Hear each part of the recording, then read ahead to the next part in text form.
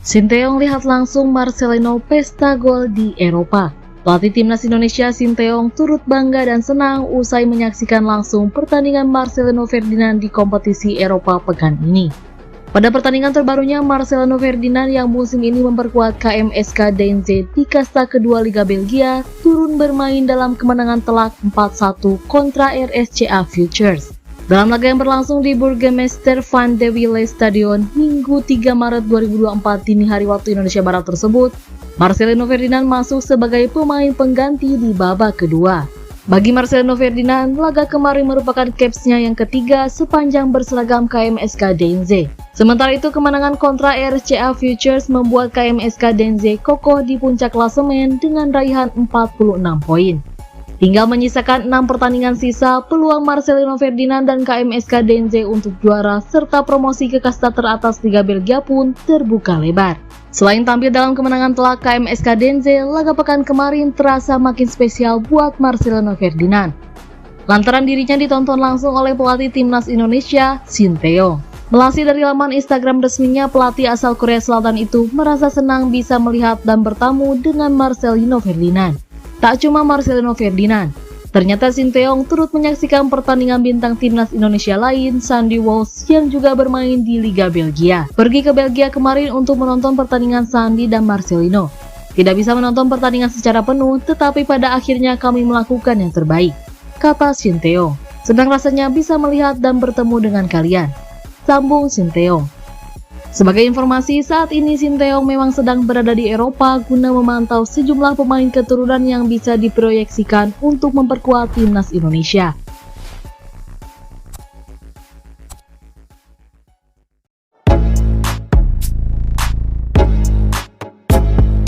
Benarkah Jay Itzes ke timnas Indonesia tanggal 17 Maret?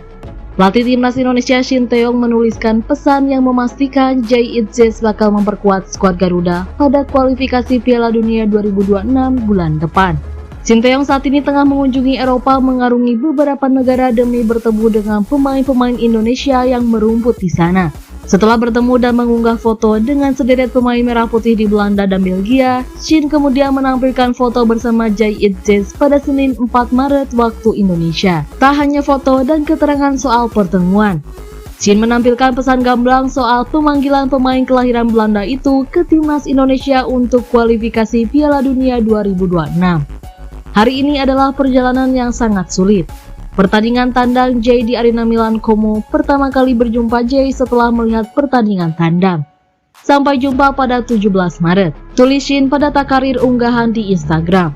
Kalimat terakhir yang mencantumkan sebuah tanggal menjadi pesan jelas bahwa Jay masuk dalam susunan pemain timnas Indonesia. Pada 17 Maret, timnas Indonesia rencananya akan mulai melakukan pemusatan latihan jelang 2 laga kualifikasi Piala Dunia pada 21 dan 26 Maret melawan Vietnam. Hal tersebut pernah diungkapkan Ketua Badan Tim Nasional atau BTN Sumarji beberapa waktu lalu.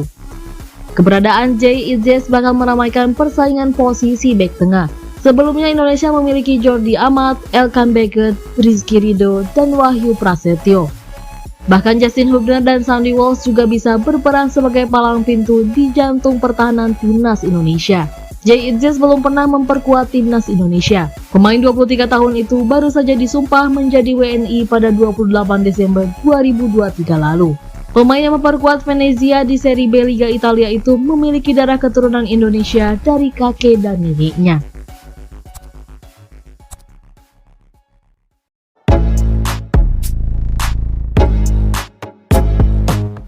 Media Vietnam panik jelang laga Indonesia versus Vietnam. Media Vietnam Soha.vn panik jelang laga timnas Indonesia versus Vietnam di kualifikasi Piala Dunia 2026 zona Asia pada 21 dan 26 Maret. Soha.vn panik karena kedua pemain andalan timnas Vietnam, Doan Van Hau dan Quế Ngọc Thái dipastikan absen karena cedera.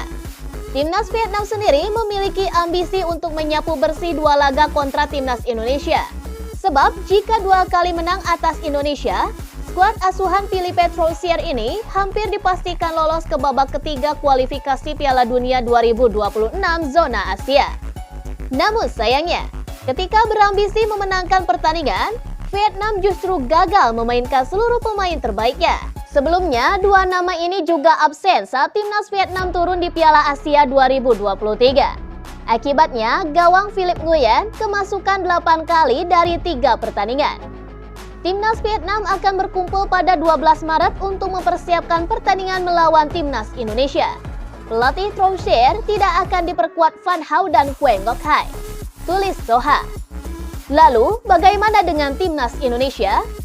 Skuad Garuda mendapat tambahan kekuatan setelah diperkuat bek Venezia Zai Ijes. Timnas Indonesia pun semakin kuat jika Tom Hai, Ragnar Oratmangun dan Nathan Chong Aon dapat memperkuat timnas Indonesia melawan Vietnam. Jika nama-nama tersebut dapat bermain, peluang timnas Indonesia menang kandang dan tandang atas Vietnam terbuka lebar.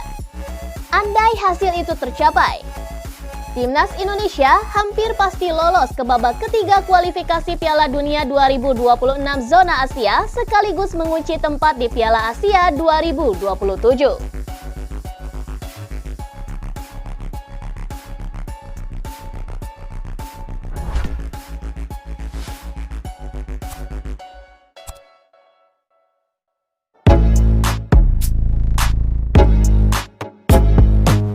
Tom Hai dan Ragnar Oratmangun gagal perkuat timnas. Tom Hai dan Ragnar Oratmangun resmi gagal memperkuat timnas Indonesia lawan timnas Vietnam di kualifikasi Piala Dunia 2026 zona Asia. Dua nama di atas berpotensi absen karena proses naturalisasi menjadi WNI masih panjang. Berkas naturalisasi mereka masih harus dirapatkan di Komisi 3 dan 10 DPR. Presiden mengeluarkan keputusan presiden bahwa naturalisasi pemain mengambil sumpah dan perpindahan federasi. Sejatinya, berkas naturalisasi mereka sudah masuk di DPR pada awal Februari lalu. Namun, saat itu DPR memasuki masa reses hingga 4 Maret. Hal itu berarti paling cepat proses naturalisasi mereka dirapatkan di DPR pada 5 Maretnya. Berkaca pada proses naturalisasi Zai Ijes, berkas naturalisasi bek Venezia ini baru dikeluarkan Kepres 6 hari setelah dirapatkan di DPR. Hal itu berarti Kepres untuk proses naturalisasi Tom Hai dan juga Ragnar kemungkinan keluar pada 11 Maret mendatang. Dan langkah selanjutnya adalah pengambilan sumpah. Lantas, bisakah keduanya langsung mengambil sumpah pada 12 Maretnya? Jawabannya bisa saja. Sebab baik Tom dan juga Ragnar sudah melakoni pertandingan bersama klub masing-masing pada 10 Maret, sesuai yang diungkapkan Ketua Badan Tim Nasional Sumarji. Jika benar ditutup tanggal 13, pemain berdarah Belanda gagal debut melawan Vietnam, sebab mereka harus menunggu proses perpindahan federasi yang akan memakan waktu 1 minggu.